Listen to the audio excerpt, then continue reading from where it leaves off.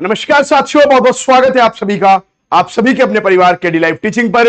मैं राजेश शर्मा आप सभी का तहे दिल से स्वागत, अभिनंदन और अभिवादन करता हूं। तो कैसे हैं आप सभी लोग?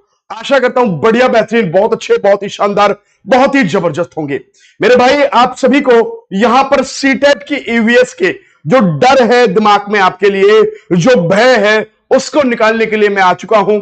मेरे बच्चे, आप बिल्कुल टेंशन फ्री हो जाइए ईवीएस को लेकर। तो मैं गारंटी लेता हूं 30 में से 30 क्वेश्चन फंसाने की। मेरे बच्चे, लास्ट फरवरी के पेपर की यदि बात करी जाए, अभी भी रिकॉर्ड है कि एक जो आपका सेट हुआ था उसमें 29 क्वेश्चन फंसे थे और एक दूसरा जो सेट हुआ था उसमें 30 क्वेश्चन फंसाए थे। मतलब आप 29-30 क्वेश्चन मेरी क्लास से फंसे हुए देख सकते हैं। तो बिल्कुल टेंशन फ्री हो जाइए और आपको किसी भी तरह के हेडेक लेने की जरूरत नहीं है, क्योंकि यहां पर मैं आपको टॉपिक वाइज तैयारी करवा रहा हूं। एक एक टॉपिक उठाकर जहां से प्रश्न आता है और उसकी पहले थ्योरी कराते हैं और फिर उससे संबंधित जितने भी प्रीवियस ईयर पेपर आ चुके हैं या आने की उम्मीद है उन सबको हम यहां पर कराते हैं। तो बिना किसी टाइम को वेस्ट किए हुए स्टार्ट करते हैं अपनी क्लास को।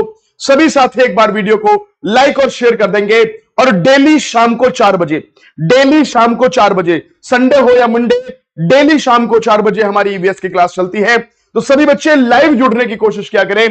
तो शुरू करते हैं अपनी क्लास को।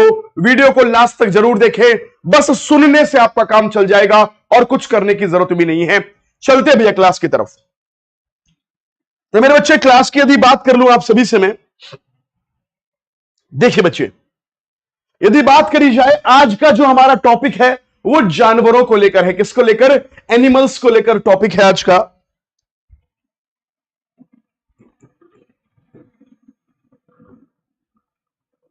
एनिमल्स या जानवरों को लेकर मेरे बच्चे टॉपिक है आज का हमारा। और यदि बात करी जाए आप सभी से, है ना, तो सबसे पहला आपका जानवर इंपॉर्टेंट कौन सा है? 2 नंबर पक्के हैं आज की इस क्लास से आप सभी के। तो यदि बात करूं आप सभी से, बेटा सबसे पहला है बाघ या टाइगर। इसको बोलते हैं, क्या बोलते भैया? बाघ या टाइगर बोलते हैं इसको। तो मेरे बच्चे, बाघ का क्या इंपॉर्टेंट है और क्या पेपर में क्वेश्चन पूछा जाता है, तो बाघ के बारे में सब कुछ बता दूंगा आपको। सबसे पहली बात बाघ के बारे में जो आपको पता होनी चाहिए, क्या? कि भैया जो ये टाइगर है ना, ये अंधेरे में हमसे 6 गुना ज्यादा देख सकता है। ये क्या है भैया? अंधेरे में, अंधेरे में जैसे आपको अंधेरा होने पर कुछ नहीं दिखाई देता, आप ऐसे घूमते हो अंधों की तरह से, लेकिन बाघ को आपसे 6 गुना अच्छा लगता है। मतलब आप अंधेरे में कुछ नहीं देख पा रहे हो, लेकिन टाइगर आपको देख पा रहा है। यह सबसे बड़ी बात है, अंधेरे में 6 गुना बेहतर देख पाता है, दूर नहीं बेहतर देख सकता है। और कैसे याद करोगे सर 6 गुना? तो देखो, इसके 2 आंख है और 4 पैर है, तो 2 और 4 6, इस तरीके से याद कर सकते हैं कि भैया ये हमसे 6 गुना बेहतर देखेगा। अगली बात करते हैं बच्चे, दूसरी बात क्या है भैया? दूसरा इंपॉर्टेंट बात है इसके कान, इसके सुनने की क्षमता। इसकी सुनने की क्षमता जो है वो बहुत ही ज्यादा तगड़ी है। मतलब ये बहुत ही ज्यादा सुनने में सेंसिटिव है। इसको इतना तक पता पड़ जाता है कि ये पत्ते हिलने की आवाज है या कोई हिरण शिकारी या शिकार है जो इधर घूमता हुआ आ रहा है और मैं उसे कपच लूंगा। तो क्या है, इसके कान इतने तेज हैं कि ये अलग अलग, इसके जो कान है ना, ये अलग अलग डायरेक्शन में घूम जाते हैं। कोई इधर घूम जाता है, कोई इधर घूम जाता है और आवाज को इकट्ठा करके लाते हैं। ये गौर से सुनता है आवाज को कि भैया कहां से आवाज आ रही है, क्या है ना। तो सुनने की क्षमता बहुत लाजवाब है, बहुत सुनने की क्षमता बहुत अच्छी है और इतनी अच्छी है कि भैया क्या करता है ये है पत्ते व शिकार में अंतर कर लेता है, पत्ते व शिकार में अंतर तक कर लेता है। इतनी अच्छी इसकी ये सुनने की क्षमता है। इसके अलावा यदि बात करें मेरे बच्चे, आप सभी को पता है कि बाघ क्या है? हमारा राष्ट्रीय पशु है, नेशनल एनिमल है, राष्ट्रीय पशु है। ठीक है भैया, इसको क्यों मारा जाता है? इसका शिकार क्यों होता है? इसका शिकार शिकारी करते हैं। इसका शिकार क्यों होता है भैया?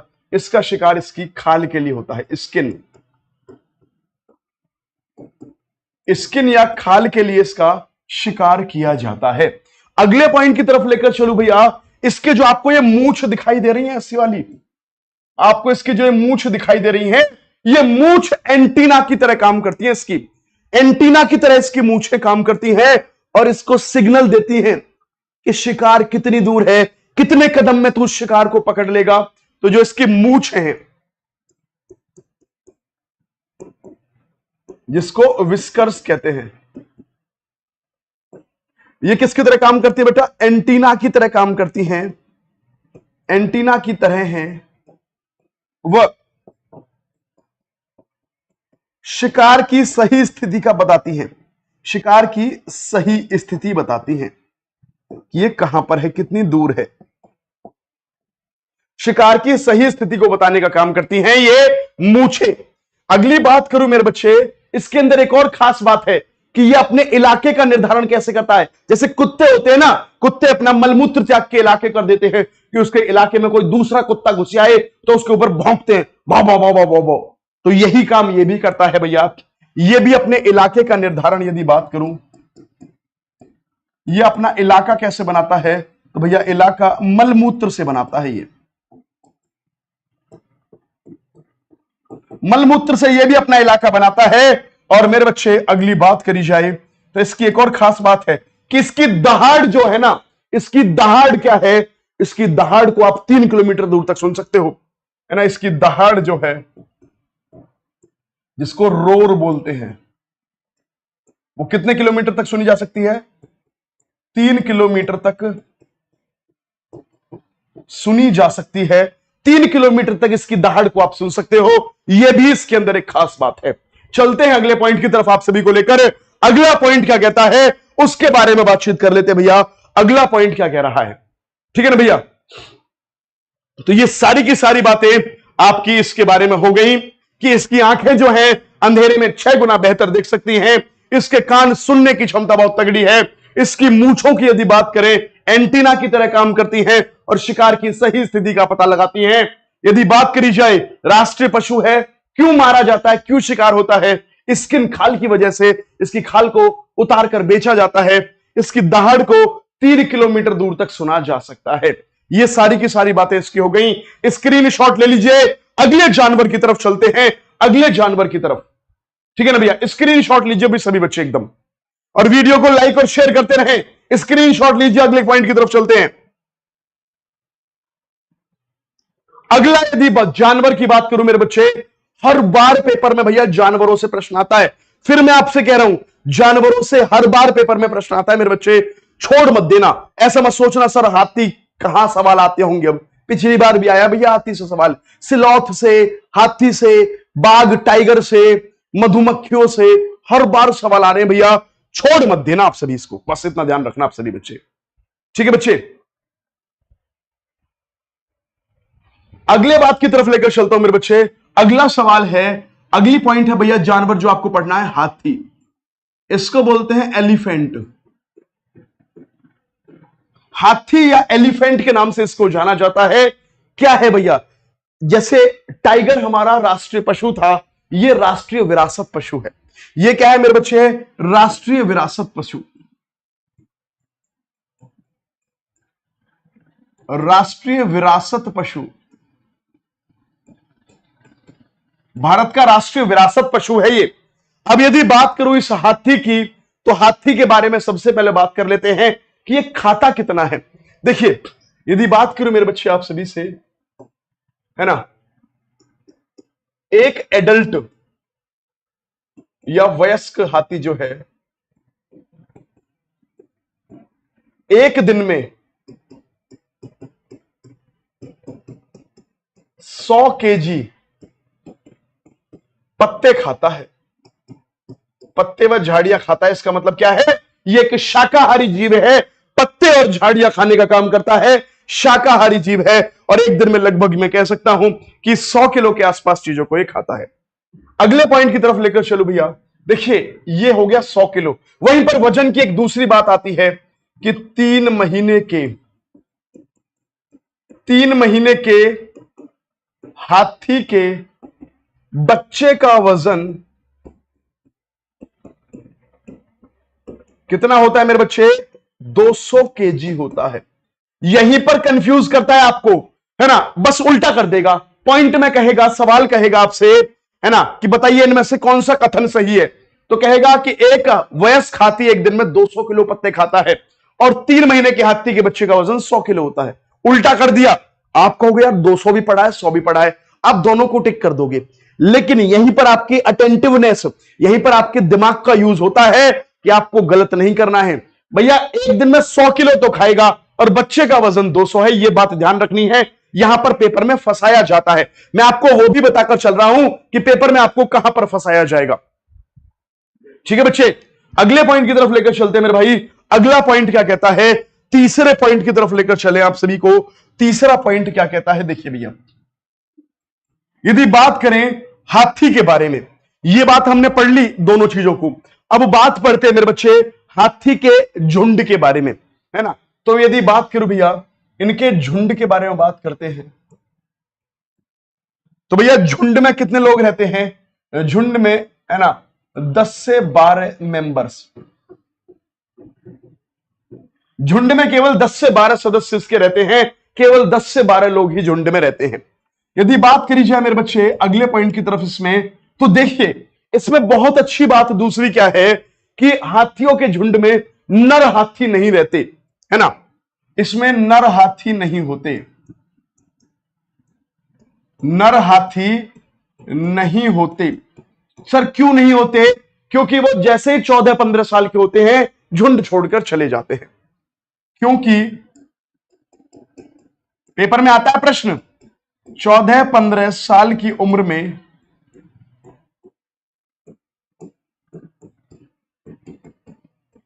वे झुंड छोड़कर चले जाते हैं, वे झुंड छोड़कर चले जाते हैं।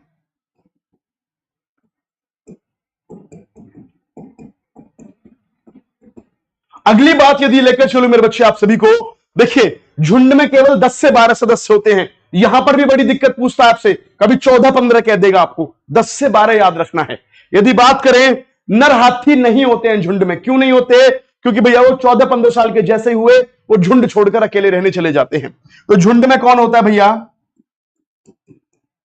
तो झुंड में कौन रहते हैं, इनके झुंड में, है ना, मादा प्लस बच्चे रहते हैं, मादा और बच्चे रहते हैं। और झुंड की नेता कौन होती है मेरे भैया, तो झुंड की नेता यदि आपसे पूछे तो सबसे बुजुर्ग हथनी, सबसे बुजुर्ग हथनी, जो सबसे बुजुर्ग हथनी होती है, क्योंकि भैया बच्चे तो हेड बनेंगे नहीं, जो सबसे बुजुर्ग हथनी होगी वो झुंड की नेता हो जाएगी। ये सारे प्रश्न पेपर में पूछे जाते हैं। अब बात कर लेते हैं हाथियों के बारे में और चीजों को लेकर कि भैया हाथियों को गर्मी बहुत लगती है। जो हाथी है ना, हाथी को गर्मी बहुत लगती है।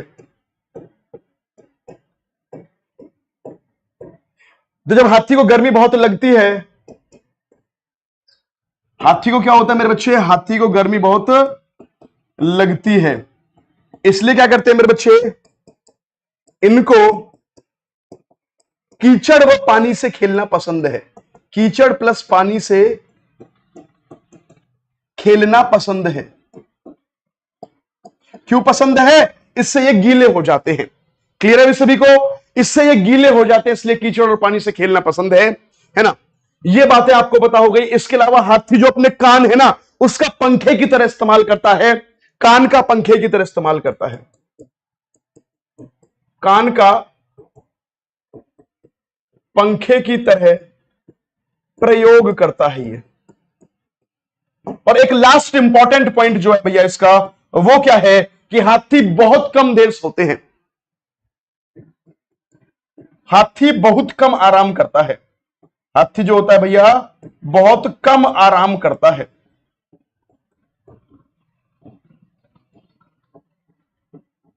हाथी बहुत ज्यादा देर आराम नहीं करता, बहुत कम देर आराम करता है हाथी।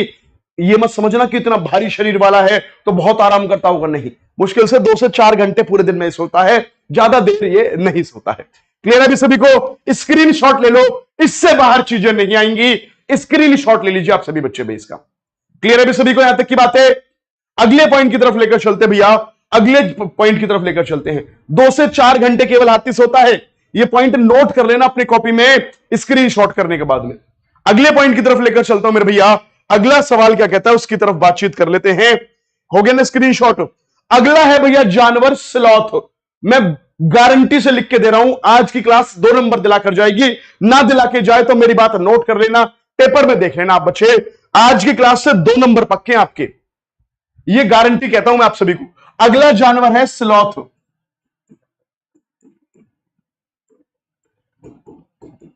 भैया स्लॉथ क्या है? ये देखने में आपको भालू जैसा लग रहा होगा, असल में भालू नहीं है। क्या है मेरे बच्चे? ये देखने में भालू जैसा लगता है, ये भालू जैसा लगता है, ये भालू जैसा लगता है, लेकिन भालू नहीं है। लेकिन भालू नहीं है। सर ये भालू जैसा लगता है लेकिन भालू है नहीं। अब क्या है सर, इसके बारे में आगे की तरफ लेकर चलूं तो देखिए भैया, ये सबसे आलसी जीव है। ये क्या है? सबसे आलसी जीव है। इस पृथ्वी पर सबसे आलसी जीवों में स्लोथ है, इसलिए इंग्लिश में स्लोथ का मतलब होता है आलसी। इंग्लिश में यदि आप किसी को स्लोथ कह दोगे ना तो उसका मतलब आलसी होता है भैया। अगले बात की तरफ लेकर चलो भैया। ये क्या करता है? ये जिस पेड़ पर रहता है, जिस पेड़ पर रहता है उसी पर उल्टा लटक कर, उल्टा जैसे लटका हुआ है ना, ये ऐसे उल्टा लटक कर 17 घंटे सोता है। मेरे बच्चे कितने घंटे सोता है भैया? 17 घंटे सोता है। एक दिन में 17 घंटे सोता है ये। क्लियर है भी सभी को? एक एक दिन में 17 घंटे, 17 आवर्स ये सोने का ही काम करता है, केवल और केवल एक दिन के अंदर। बहुत बड़ी बात है ये तो। अगली बात यदि आप सभी को करी जाए तो अगली बात क्या है मेरे बच्चे? अगली बात यदि हम आप सभी से करेंगे तो अगली बात क्या करती है भैया? देखिए भाई सभी बच्चे, अगले पॉइंट की तरफ लेकर चलूंगा तो बहुत इंपॉर्टेंट बात है इसके बारे में। ये जिस पेड़ पर रहता है, ये जिस पेड़ पर रहता है उसी की पत्तियां खाता है। मतलब क्या है ये एक शाकाहारी जीव भी है और जिस पेड़ पर रहता है उसी की पत्तियों को खाता है और उसी से जीवित रहता है। ये बात ध्यान रखना, ये जिस पेड़ पर रहता है उसी की पत्तियां खाता है ना। यदि बात करेंगे हफ्ते में एक बार, हफ्ते में एक बार शौच या टॉयलेट जिसको बोलते हैं, शौच के लिए पेड़ से उतरता है और फिर चढ़ जाता है, और फिर चढ़ जाता है।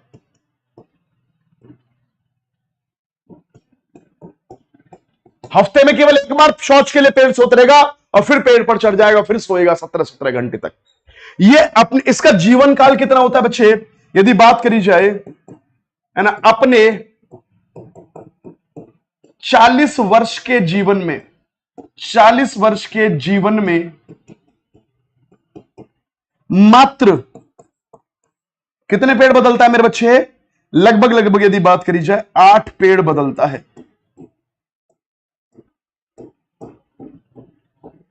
ऐसा देखा गया है कि अपने 40 साल के जीवन काल में यह केवल 8 पेड़ों को चेंज करता है, नहीं तो उसी पर पड़ा हुआ सोता रहता है आराम से।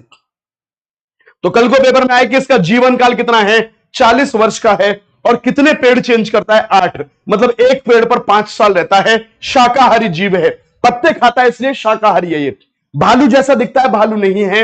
ये सारी बातें इसके बारे में है, नोट कर लीजिए, स्क्रीनशॉट लीजिए। अगले पॉइंट की तरफ चलते हैं मेरे बच्चे। अगला पॉइंट यदि बात करते हैं क्या कहता है उसकी तरफ चलते हैं आप सभी को लेकर। ठीक है भैया, अगली बात कर लेते हैं मधुमक्खियों को लेकर, फिर उसके बाद क्वेश्चनों को देखेंगे, फिर टॉपिक पढ़ेंगे, फिर क्वेश्चन की तरफ चलेंगे। तो बस बेहतरीन तरीके से करते रहेंगे। अगली है मधुमक्खी। तो मेरे बच्चे मधुमक्खी के बारे में बात करूं आप सभी से,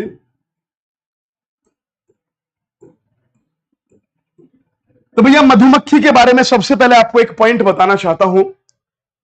क्या कि मधुमक्खियों के लिए क्या होता है भैया। तो देखो भैया मेरे बच्चे, मधुमक्खी के लिए एक पॉइंट बताना चाहता हूं। एक जगह है बिहार में, बिहार में एक जगह है जिसका नाम है मुजफ्फरपुर।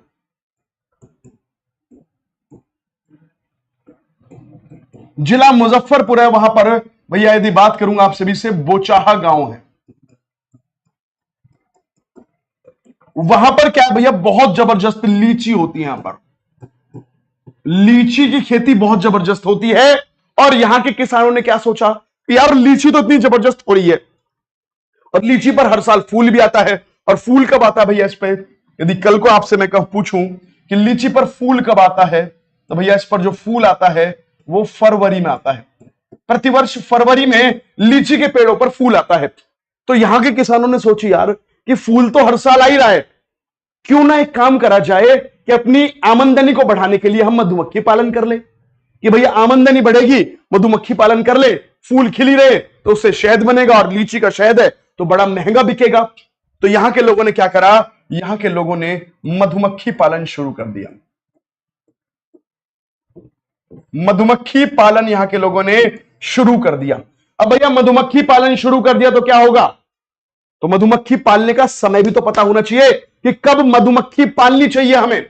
हमें यह भी तो पता होना चाहिए कि हमें कब मधुमक्खी पालन करना चाहिए। तो उन्होंने पूछा, तो लोगों ने बताया कि मधुमक्खी पालन का सही समय, मधुमक्खी पालन का सही समय कब होता है, जब मक्खी अंडे देती है। जब मधुमक्खी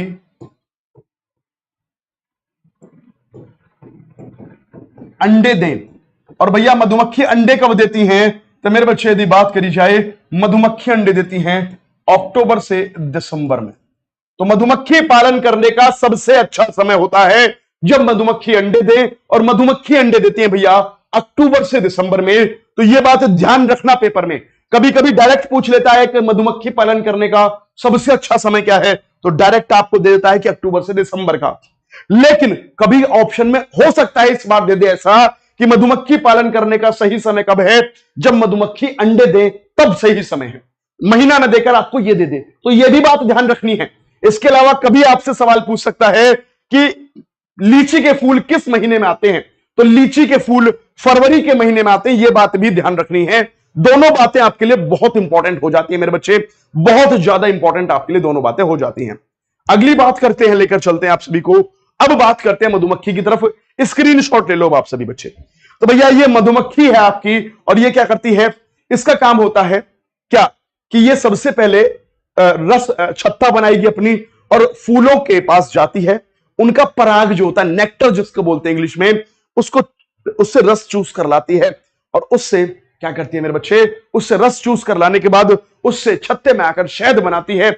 और शहद ही सभी मधुमक्खियों का खाना होता है, और वो अपना इकट्ठा करके भी रखती रहती हैं बाद में जो यूज कर सके। ठीक है ना बच्चे, तो ये बात होती है। अब मधुमक्खी 3 क्वालिटी की होती है सर। एक छत्ते में 3 तरह की मधुमक्खी पाई जाती हैं। इनके यहां पर पूरा राजा रानी वाला श्रृंगार चलता है, राजा रानी वाला पूरा महल वाला सिस्टम चलता है। 3 तरह की मधुमक्खियां होती हैं। जो सबसे बड़े साइज की दिखाई दे रही है मेरे बच्चे, ये है रानी मक्खी। जो इससे छोटी है ये है नर मक्खी, या इसी को इंग्लिश में ड्रोन कहते हैं, है ना। और ये सबसे छोटी जो है ये है आपकी श्रमिक मक्खी, जिसको हम वर्कर कहते हैं, और इसको क्वीन कहते हैं। तो रानी मक्खी सबसे बड़ी होती है। इसका काम क्या होता है भैया, रानी मक्खी का एक ही काम है, अंडे देना। केवल पूरे झुंड में रानी मक्खी अंडे देगी। यदि बात करूं नर मक्खी, तो प्रजनन में मदद करता है, ये प्रजनन में मदद करता है, और कुछ नहीं करता, और कुछ नहीं करता, केवल प्रजनन में मदद करता है। इसके अलावा नर मक्खी और कुछ नहीं करता। वहीं पर बात करूं बेटा श्रमिक मक्खी की, तो श्रमिक मक्खी क्या करती है, ये सबसे ज्यादा काम करती है। इसके काम यदि बात करें आप सभी से, सबसे पहला काम है छत्ता बनाना। दूसरा काम है भैया क्या, फूलों से पराग लाना, फूलों से पराग लाना, या जिसको बोलते हैं नेक्टर लाना। तीसरा काम है मेरे बच्चे शहद बनाना। चौथा काम है बच्चों की देखभाल करना। जो बच्चे हो जाते हैं ना अंडों से, बच्चों की देखभाल। तो कुल मिलाकर मैं कह सकता हूं सारे के सारे काम, पहला, दूसरा, तीसरा, चौथा, ये सारे के सारे काम कौन करता है भैया? ये सारे के सारे काम जो है ना भैया? नहीं, क्या हो गया यार? ये सारे के सारे काम कौन करता है भैया? ये श्रमिक मक्खी ही सारे के सारे कामों को करती है। यदि ये श्रमिक मक्खी ना हो तो सब लोग भूखे मर जाएं। इसका मतलब इनके सारे काम मैंने लिख दिए। काम से प्रश्न पूछा जाता है आपके पेपर में कि कौन कौन क्या क्या काम करता है, तो ये सारे के सारे काम ये लोग करते हैं। ये बात ध्यान रखना आप सभी बच्चे। अब आगे की तरफ लेकर चलता हूं मेरे बच्चे। अब बात करते हैं कि जब सर एक इसमें खासियत और है। क्या खास बात है मेरे बच्चे? तो मेरे बच्चे यदि बात करूं इस श्रमिक मक्खी की, एक खास बात है क्या कि जब मक्खी जो है, ये श्रमिक मक्खी जो मधुमक्खी है, ये पराग ढूंढने जाती है ना, ये फूल ढूंढती हैं सबसे पहले। ये फूल को ढूंढती हैं, ये फूल ढूंढती हैं सबसे पहले कि फूल कहां है। तो क्या करती हैं? आपने पिक्चर देखी है शोले? हम अंग्रेजों के जमाने के जेलर हैं, आधे इधर जाओ आधे इधर जाओ, बाकी मेरे पीछे आओ। तो ये ऐसे ही करती है मधुमक्खियां। कुछ मधुमक्खियां जो श्रमिक वाली हैं, कुछ इधर तरफ जाती हैं, कुछ इधर जाती हैं, कुछ इधर जाती हैं, और सब लोग फूल ढूंढती हैं पराग के लिए।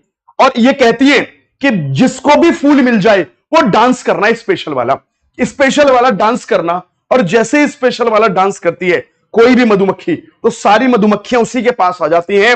उनको अपने आप पता पड़ जाता है कि इस फलानी मक्खी को क्या मिल गया भैया, इसको फूल मिल चुके हैं, तो ये अब पराग इकट्ठा करेगी। तो सारी मधुमक्खी अपने आप उसके पास आ जाती हैं। तो क्या होता है कि ये जब फूल ढूंढती हैं भैया, और फूल मिलने पर क्या करती हैं? फूल मिलने पर विशेष प्रकार का डांस करती हैं। ये विशेष प्रकार का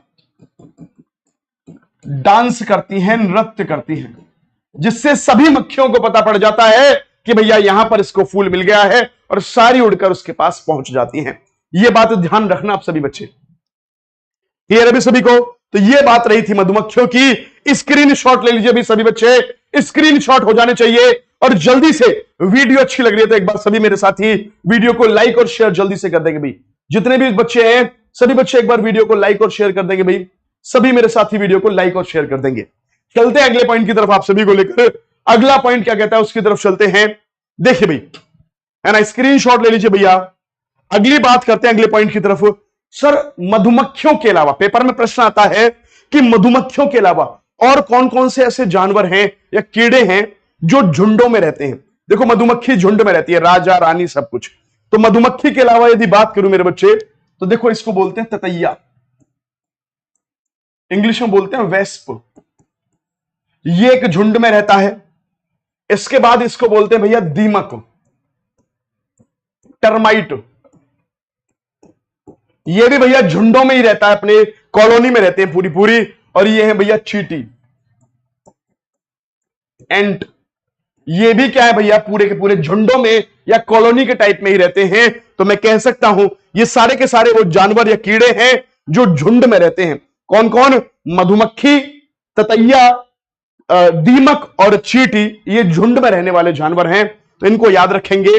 कौन कौन से हो जाएंगे मेरे बच्चे? तो चींटी, दीमक, ततैया और मधुमक्खी तो थी। क्लियर है भी सभी को?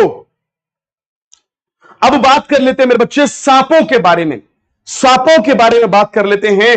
तो सांपों के बारे में बात करते हैं मेरे बच्चे, तो देखो भाई सांपों के बारे में बात कर लेते हैं थोड़ा सा। जब बात आ गई है तो सांपों के बारे में बात कर लेते हैं मेरे बच्चे। सांप, देखिए सांप जो होते हैं ना भैया, सांपों के बारे में बात करते हैं। जानवरों के बारे में पढ़ ही रहे हैं तो सांपों के बारे में थोड़ा सा बात कर लेते हैं। देखिए मेरे बच्चे, सांप जो है हमारे यहां पर, इनके कोई भी कान नहीं होते, इनको सुनाई नहीं देता। सांपों के कान नहीं होते, इनको सुनाई नहीं देता। ये केवल कंपन महसूस करते हैं। ये क्या करते हैं भैया? कंपन महसूस करते हैं, कंपन को महसूस करते हैं। और हमारे यहां पर 4 प्रकार के सांप पाए जाते हैं। 4 प्रकार के जहरीले सांप पाए जाते हैं हमारे यहां पर। हमारे भारत में 4 प्रकार के जहरीले सांप पाए जाते हैं। कौन कौन से? नाग, जिसको कोबरा कहते हैं, है ना, दुबोइया, अफाई और करैत, है ना। नाग, दुबोइया, अफाई और करैत, ये 4 सांप हैं जो हमारे देश में पाए जाते हैं और जहरीले होते हैं। ये क्या होते हैं? ये जहरीले सांप होते हैं मेरे बच्चे। इसके अलावा और ज्यादा जहरीले नहीं होते। ये 4 सांप जहरीले होते हैं, ठीक है भैया। और यदि किसी को भी कोई सांप यदि काट लेता है तो उसकी सांप काटने की दवाई यदि बात करूं आप सभी से, मैं सांप काटने की दवाई की बात करूं तो सांप के जहर से बनाते हैं। सांप के जहर से ही बनती है। सांप के काटने की दवाई सांप के जहर से ही बनाई जाती है। यह भी बात ध्यान रखनी है। और कहां पर मिलती है? सरकारी अस्पतालों में मिलती है, ठीक है ना भैया। यह पॉइंट आपके लिए बहुत इंपॉर्टेंट हो जाता है। अगली बात करता हूं भैया सांपों को लेकर, है ना बच्चे। तो सांपों को लेकर अगली बात की जाए, देखिए भाई कहां गए इनके दांत। सांपों की बात करूं मेरे बच्चे तो सांप के यदि बात करें मेरे भाई तो देखो, ये जो 2 दांत दिखाई दे रहे हैं ना आपको, ये जो 2 दांत आपको दिखाई दे रहे हैं, 2 दांत होते हैं सांप के। सांप के कितने होते हैं भैया? 2 खोखले दांत होते हैं। सांप के 2 खोखले दांत आपको देखने के लिए मिलते हैं। और ये इससे भोजन नहीं चबाते, है ना, इससे भोजन नहीं चबाते। तो क्या करते हैं सर? ये जब भोजन नहीं चबाते तो भैया ये दांत जो है खोखले हैं और जहर छोड़ने के काम आते हैं। केवल जहर छोड़ते हैं इससे क्या करते हैं मेरे बच्चे?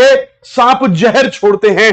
ये खोखले दांत होते हैं, भोजन चबाने के काम में नहीं आते हैं। ध्यान रखना इस बात को आप सभी बच्चे, है ना। सांप के दांत भोजन चबाने के काम नहीं आते, ये भोजन को निगलते हैं।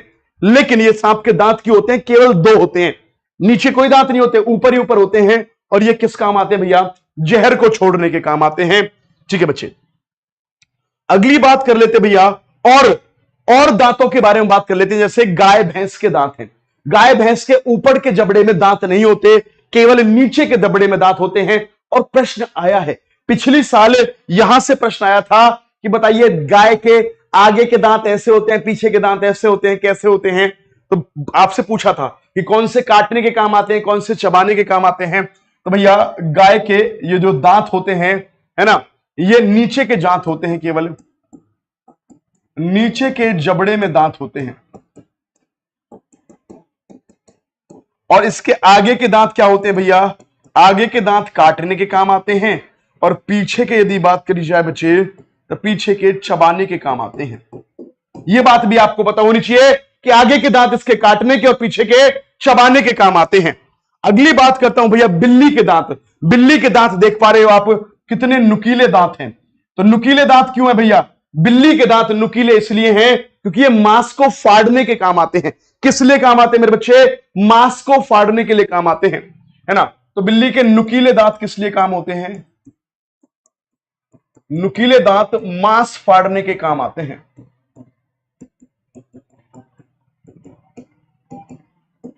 मांस को फाड़ने के काम आते हैं बिल्ली के नुकीले दांत।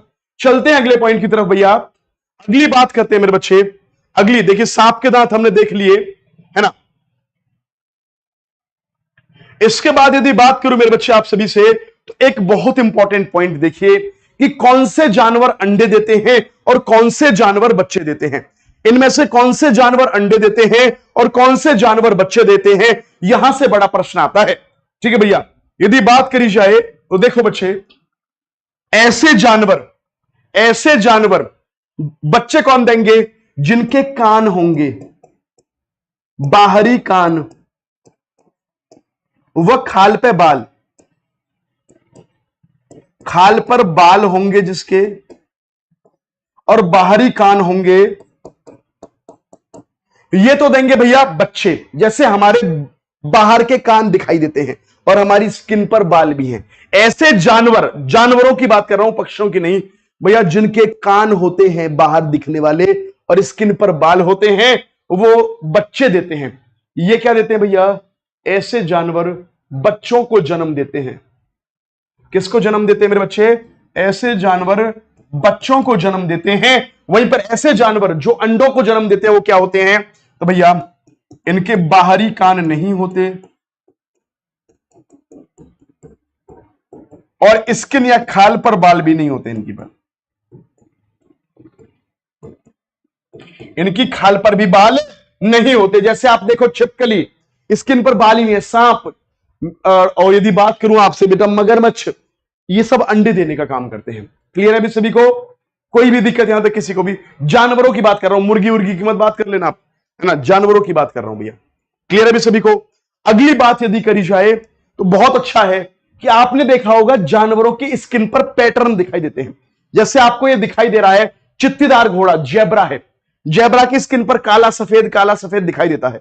यह क्यों दिखाई देता है? टाइगर की स्किन पर आपको अलग अलग सी चीज दिखाई देती है, शेर की खाल अलग दिखाई देती है ना? ऐसा क्यों होता है सर? क्यों होता है? क्या इनकी खाल पर पैटर्न है, क्या है?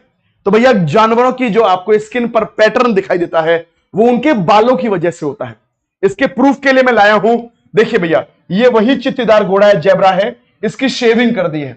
अब आप देखो घोड़े जैसा लग रहा है कि चित्तीदार घोड़ा लग रहा है? ये तो बिल्कुल हॉर्स जैसा लग रहा है, जेब्रा नहीं लग रहा। इसका मतलब क्या हो गया? जानवरों की स्किन पर जो भी पैटर्न है वो उनके शरीर के बाल की वजह से होते हैं, केवल और केवल। क्यों होते हैं पैटर्न? उनके शरीर के बाल की वजह से वो पैटर्न आपको दिखाई देते हैं। क्लियर है भी सभी को यहां तक की बातें? बहुत ही शानदार मेरे बच्चे, बहुत ही बेहतरीन। तो चलते हैं मेरे बच्चे अब सवालों की तरफ आप सभी को लेकर। बहुत ही शानदार पहला ही सवाल आपके स्क्रीन बोर्ड के ऊपर ये रहा। क्या होता है भैया? देखिए भैया जल्दी से मुझे इसका आंसर दीजिए। जो पशु अंडे देते हैं, क्या सवाल है भैया? जो पशु अंडे देते हैं उनकी क्या विशेषताएं होती हैं? ऐसे जानवर जो अंडे देते हैं उनकी क्या विशेषता है? उनके बाहरी कान और शरीर पर बाल होते हैं? नहीं भैया, जिनके बाहरी कान होंगे और शरीर पर बाल होंगे वो तो बच्चे देंगे, अंडे नहीं देंगे। उनके आंतरिक कान होते हैं, बिल्कुल उनके छेद होते हैं और शरीर पर बाल भी नहीं होते। बिल्कुल सही बात है, यही आंसर आ जाएगा। बाहरी कान नहीं होते, है ना, शरीर पर बाल नहीं होते। इसका मतलब ऑप्शन नंबर 2 एकदम करेक्ट आंसर है इसका। ऑप्शन नंबर 2 एकदम सही आंसर है। कोई दिक्कत यहां तक किसी को? अगले सवाल की तरफ बेटा, प्रीवियस ईयर में आया हुआ सवाल है। अगला सवाल, हाथी के झुंड के बारे में बताइए क्या क्या बातें हैं। हाथी के झुंड में लास्ट ईयर ही सवाल आया है, लास्ट पेपर में, मतलब उनके झुंड में हमेशा 2 या 2 से अधिक नर होते हैं। अभी पढ़कर आए हो कि हाथियों के झुंड में नर तो होते ही नहीं है, मेल तो होते ही नहीं है। बिल्कुल गलत बात है। उनके झुंड में सारे नर हाथी होते हैं और हाथी के बच्चे मादा हाथियों के साथ रहते हैं। नहीं भैया, नर हाथी झुंड में रहते ही नहीं है। नर हाथी झुंड के साथ केवल 14-15 वर्ष की आयु तक रहते हैं। क्या यह बात सही है? बिल्कुल सही है। जो नर हाथी हैं वो झुंड के साथ केवल 14-15 वर्ष की आयु तक रहते हैं। बिल्कुल करेक्ट बात है। उनके झुंड में केवल मादा और बच्चे होते हैं। क्या ये बात सही है? ये बात भी सही है। तो इसका मतलब कौन कौन से सही हो गए? सी और डी सही हो गए, बाकी सारे के सारे गलत हो गए। तो सी और डी सही है। सी और डी कहां पर आ रहे हैं मेरे बच्चे? ऑप्शन नंबर 3 में। इसका मतलब करेक्ट आंसर ऑप्शन नंबर 3 हो गया। पहला और दूसरा गलत है और सी और डी सही है। इसका मतलब ऑप्शन नंबर 3 आंसर आ गया, सी और डी। कोई दिक्कत यहां तक किसी को भी? प्रीवियस ईयर के सारे सवाल हैं ये। अगले सवाल की तरफ लेकर चलता हूं मेरे भैया। अगला सवाल देखिए बच्चे, बहुत अच्छा सवाल है ना भैया। अगला सवाल देखिए भैया, ये रहा अगला सवाल, कथन और कारण वाला। हाथियों के झुंड में केवल हथनी और बच्चे ही रहते हैं। क्या हाथियों के झुंड में केवल हथनी और बच्चे होते हैं? जी हां, बिल्कुल सही है। इसका कारण है क्योंकि हाथी 14-15 साल के बाद झुंड छोड़ देता है और अकेला रहता है।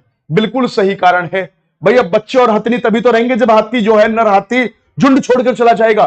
तो यह बात बिल्कुल सही है। इसका मतलब कथन भी सही है, कारण भी सही है और इसकी व्याख्या भी सही कर रहा है।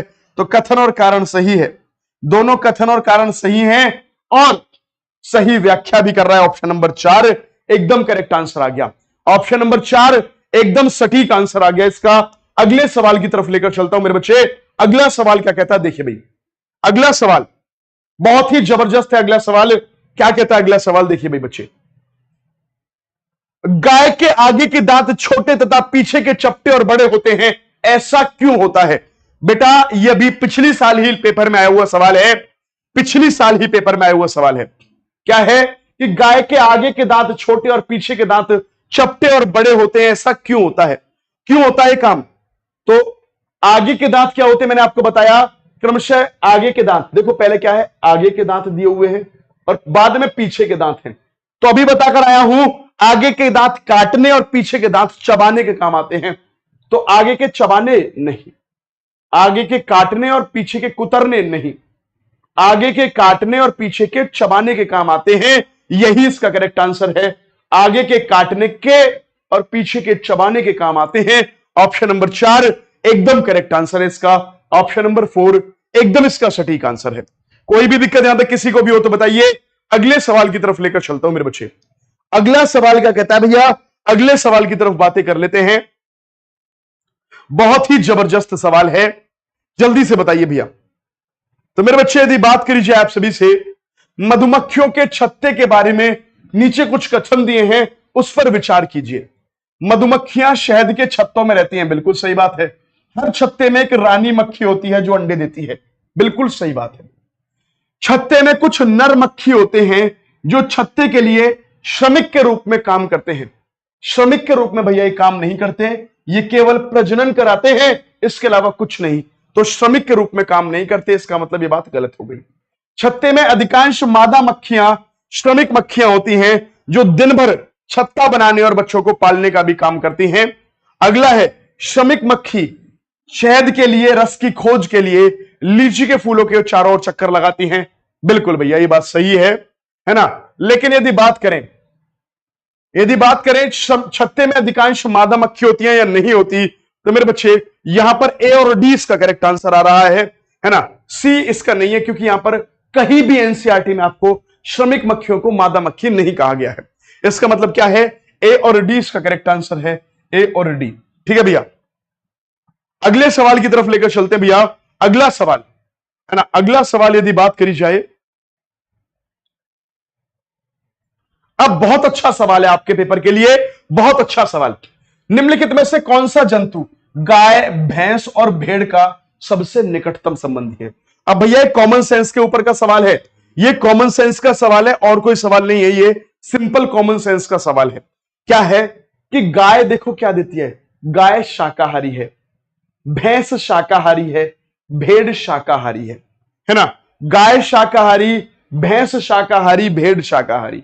गाय भी भैया दूध देती है, भैंस भी दूध देती है, भेड़ भी दूध देती है, शाकाहारी भी और दूध भी देती हैं। तो मनुष्य की यदि बात करूं, मनुष्य शाकाहारी नहीं है, मनुष्य सर्वाहारी में आता है, ना कि शाकाहारी में। कुत्ता भी सर्वाहारी में आता है, बिल्ली भी सर्वाहारी में आती है, बकरी प्योर शाकाहारी है और बकरी दूध भी देती है। इसका मतलब क्या हो गया भैया, तो गाय, भैंस और भेड़ के सबसे निकटतम संबंधी जो है वो है बकरी। गाय, भैंस, भेड़ के सबसे निकटतम संबंधी कौन है बच्चा? सबसे निकटतम जो संबंधी है वो बकरी है। कौन है? बकरी। तो करेक्ट आंसर क्या आ जाएगा? बकरी एकदम इसका करेक्ट आंसर आ जाएगा भैया। अगले सवाल की तरफ लेकर चलता हूं मेरे बच्चे। अगला सवाल देखिए, बहुत अच्छा सवाल है। वो जानवर कौन है जो अपने कानों को अलग अलग दिशाओं में बहुत ज्यादा घुमाता है और बाहर की ध्वनि को इकट्ठा करने में उसकी वो सहायता करते हैं? तो मैंने बताया था, सबसे पहला पॉइंट टाइगर के बारे में बताया था कि इसकी सुनने की शक्ति बहुत जबरदस्त है और इसके कान अलग अलग दिशाओं में घूम जाते हैं और साउंड को इकट्ठा करके लाते हैं। तो करेक्ट आंसर क्या आ जाएगा भैया? क्या वो लंगूर है? नहीं। स्लॉथ तो आलसी जानवर है, कुत्ता भी नहीं है, तो बाघ या टाइगर इसका एकदम करेक्ट आंसर है। बाघ या टाइगर एकदम सटीक आंसर है इसका। क्या है भैया? बाघ या टाइगर एकदम सटीक आंसर है, एकदम करेक्ट आंसर है। कोई भी दिक्कत किसी बच्चे को हो तो बताइए, किसी भी तरह की दिक्कत परेशानी हो तो बताइए। सभी सवालों को आप कर पा रहे हो ना पढ़ने के बाद में? एक बार मुझे बता दो कि सर हमने थ्योरी पढ़ी, उसके बाद सवालों को कर पा रहे हैं या नहीं? बेटा आज की क्लास कम से कम 2 नंबर देके जाएगी आपको। अगला सवाल लेकर चलते मेरे बच्चे, है ना? बहुत अच्छा सवाल है। नीचे दिया गया कौन सा जंतु भालू जैसा दिखता है परंतु भालू नहीं है? यह दिन में लगभग 17 घंटे वृक्ष की शाखा से उल्टा लटक कर सोता है और वृक्ष की जिस पर रहता है उसकी पत्तियां खाता है। इस जंतु की औसत आयु 40 वर्ष है और अपने पूरे जीवन में मुश्किल से 8 वृक्षों पर ही यह घूमता है। तो कौन सा वो जानवर है जिसके बारे में विवरण दिया जा रहा है? बताइए आप सभी बच्चे मुझे, क्या ये चिंपैंजी है, लंगूर है, पांडा है या स्लॉथ है? प्रीवियस ईयर के सारे क्वेश्चन प्रीवियस ईयर के क्वेश्चन है आपके, ये सारे के सारे क्वेश्चन बेटा ये प्रीवियस ईयर के लिए है। काफी इंपॉर्टेंट क्वेश्चन है इस बार के लिए वाला। स्लॉथ से इस बार क्वेश्चन बनने के पूरे चांसेस हैं, ये बात ध्यान रखना। लास्ट जो पेपर हुआ था उसमें हाथी से क्वेश्चन बना था, इस बार स्लॉथ से क्वेश्चन बनने की पूरी उम्मीद है। ठीक है बच्चे, तो आंसर बताइए क्या इसका करेक्ट आंसर आ जाएगा? तो आंसर है मेरे बच्चे स्लॉथ। क्या आंसर है इसका? स्लॉथ एकदम इसका करेक्ट आंसर है। कोई दिक्कत बच्चे यहां तक किसी को भी हो तो बताइए भैया, है ना? अगले सवाल की तरफ लेकर चलता हूं मेरे बच्चे। अगला सवाल फिर से स्लॉथ का आ गया। स्लॉथ के विषय में बताइए। स्लॉथ लगभग 20 घंटे वृक्ष से उल्टा लटक कर सोता है? नहीं, 17 घंटे सोता है सर। स्लॉथ जिस पेड़ पर रहता है उसी के पत्ते खाकर अपना पेट भरता है? बिल्कुल सही बात है। स्लॉथ की आयु 20 वर्ष होती है?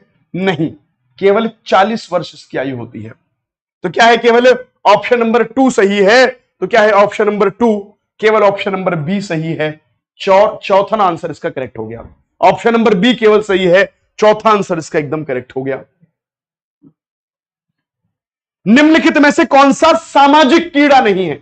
सामाजिक का मतलब जो झुंड में रहते हैं, और झुंड में मैंने बताए थे मधुमक्खी रहती है, ततैया रहता है, चींटी रहती है और दीमक रहता है। ये 4 सामाजिक हुए, इसके अलावा जो भी हुए सब असामाजिक हुए, अकेले अकेले रहते हैं। चींटी झुंड में रहती है, दीमक झुंड में रहता है, मक्खी मधु वाली जो मधुमक्खी है हनी बी वो झुंड में रहती है, लेकिन भृंग जो है वो झुंड में नहीं रहता, और जो नहीं रहता वो आंसर है। करेक्ट आंसर ऑप्शन नंबर 3 हो गया। एकदम करेक्ट आंसर ऑप्शन नंबर 3 हो गया। क्लियर है भैया? ऐसे सवाल बनेंगे और आप सभी सवालों को कर रहे होंगे। ठीक है बच्चे,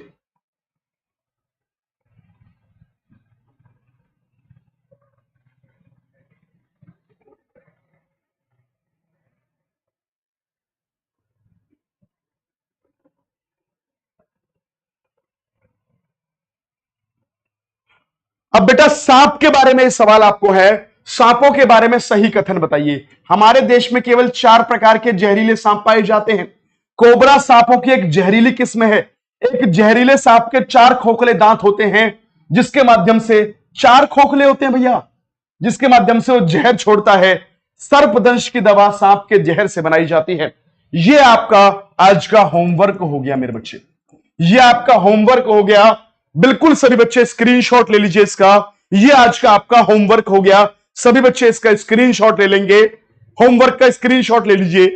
और बेटा यह सवाल आपको करके देना है, कमेंट बॉक्स में इसका आंसर देना है। तो वीडियो कैसी लगी सभी बच्चे जरूर बताएंगे। वीडियो को लाइक जरूर करेंगे, शेयर जरूर करेंगे सभी बच्चे। लाइक और शेयर रुकने नहीं चाहिए सभी के भैया। लाइक अभी तक नहीं किया तो जरूर कर दे एक बार सभी बच्चे लाइक, वीडियो को शेयर करें। और फिर कल शाम 4 बजे हम मिलते हैं अपनी बेहतरीन सी ईवीएस की क्लास में। तो कोई भी कल शाम 4 बजे भी जुड़ना ना भूले। डेली क्लास होती है, Monday, Tuesday, Wednesday, Friday, Saturday, Sunday, 4 बजे डेली क्लास होती है, हफ्ते में 7 के 7 दिन। तो 4 बजे ईवीएस आपको याद रखना है और जबरदस्त तरीके से जुड़ जाना है। बहुत बहुत धन्यवाद, thank you very much, tata bye bye, जय हिंद। क्लास कैसी लगी सभी साथी जरूर बताएंगे। वीडियो को लाइक करें, हाइप करें, हाइप का एक बटन होता है उसको 3-3 बार हाइप किया करें। और चलते हैं भैया, धन्यवाद, थैंक यू वेरी मच।